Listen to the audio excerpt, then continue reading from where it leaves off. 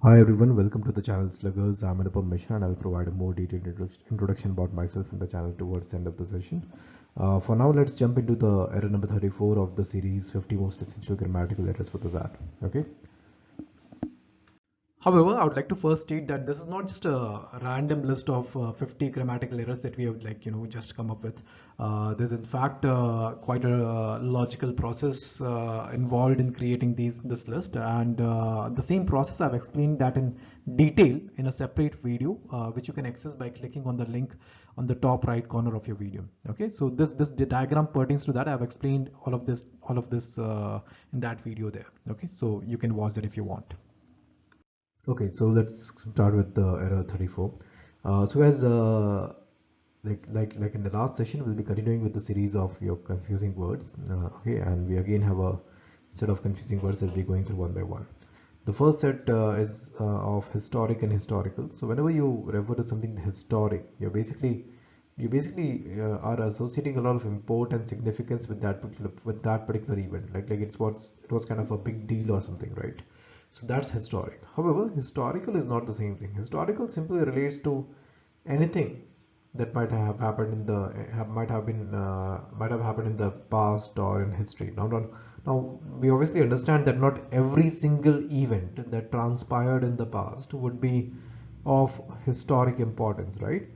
So, but every single event that transpired in the past would can be considered as historical. It cannot be considered historic because historic will only be the most significant events, right? It will be historic, but all of your past events can be considered historical in nature. So historical is just about the past. Historic is also about the significance associated with that. Okay. Look at the sentences. The first one says winning the 1983 World Cup was a historical moment for the Indian cricket team. No, it was not yeah, it was a historical moment. It was in the past, but more importantly, it was a very significant moment for the Indian cricket team. That means it was a historic moment. Okay, not just historical. Okay.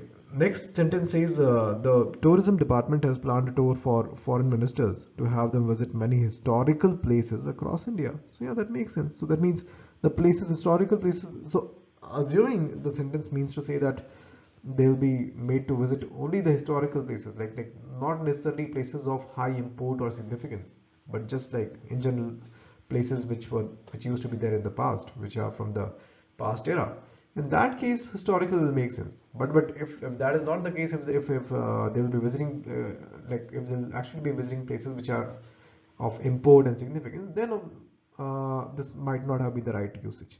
But assuming that's not the case, assuming that it's just about the places associated with the past era, uh, so that then it can be considered to be correct. Okay, so let's come to the next set then. Okay, the next two words are complement and complement. They sound almost the same. Now, the first complement relates to the idea of completing something, right? Okay, so you have like the way you have complementary angles, right? This is where the sum of the angles is 90 degrees, so that one angle completes the other angle to get to the value of 90 degrees. So complement is basically something that contributes or adds extra features to someone or something. Okay, so for example, the first sentence here, the Monica purchased curtains that complemented her wall color. That means that matched her wall color, or that maybe uh, made the wall color wall looked even better, right? So kind of completed them. Okay, so that's correct. Second, the other compliment is basically a kind of a very simple praise or admiration that is expressed for someone, right? Like the way you pay compliments to your significant other. Okay, you're looking good and like that. So that's a compliment. So for example, Ross complimented Monica for her strong sense of color selection, right? So that's a compliment. So even this is correct. Both of them are correct, in fact. Finally, the third set, advise and advice. It's in this case, guys, the difference is quite simple. Advice is the verb form of the word, and advice with the C is the noun form of the verb. Okay, so the first one is the verb form, and the second one is the noun form of the verb. And usually you'll see this quite often in words which where the difference in the spelling is just with respect to S and C. And then, quite often you'll note that the cases where you have C will be your nouns and the cases where you have S will be your verbs. For example, consider the words practice and practice. Okay, so the first one is this will be your noun, and TISE, excuse my handwriting please, will be your verb. Okay, so anyhow, let's look at the sentences. It says, first one says Jack wanted some advice regarding his golf action. So he wanted some advice. So some advice, in this case, the position seems to be that of a noun, and advice is the noun form that has been used here. So it makes sense. So it is correct. Next, Leonard advised him to stop worrying and just focus on the ball. Now this seems to be the verb form, right? The sentence requires a verb form here. Okay, Leonard advised him. That means Leonard is acting. That means it's a verb form. However, the word that has been used, the variation of advice that has been used here is that of a noun. Okay, is that of a noun, which does not work here. So we'd rather want to have the word advised, advised here in this case. Okay, so yeah, so second one was incorrect. First one was correct.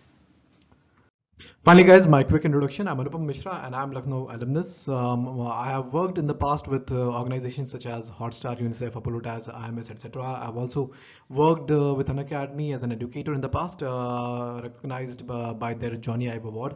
And I was regarded as one of the top VRC educators that they had.